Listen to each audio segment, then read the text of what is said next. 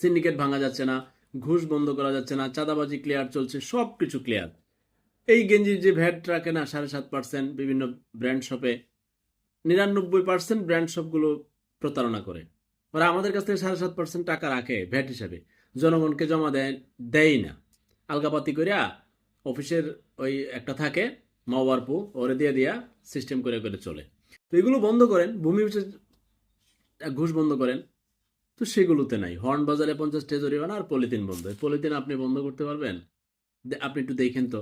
এখন আপনি হয়তো কোথায় বড় পড়াশোনা করেছেন, বড় হয়েছেন, আমি জানি না। মাঠ পর্যায়ে দেখতে হবে। উপদেষ্টাদের কাজ হচ্ছে জনগণ কি বলে, জনগণের কথা শুনতে হবে। আগের সরকার শুনে নাই, আপনি শুনেন। যদি আপনি না শুনে ঘাউরামি করে ওই ফারুকিকে উপদেষ্টা বানান, বশিরকে উপদেষ্টা বানান, অকেজো অনেক বয়স্ককে উপদেষ্টা বানান, বিপ্লবের চেতনা ভুলে যান, কি করতে হবে সেটা বলে যান, দ্রব্যমূল্য না কমাতে পারেন, ঘুষ বন্ধ না করতে পারেন, সিন্ডিকেট বন্ধ করতে না পারেন,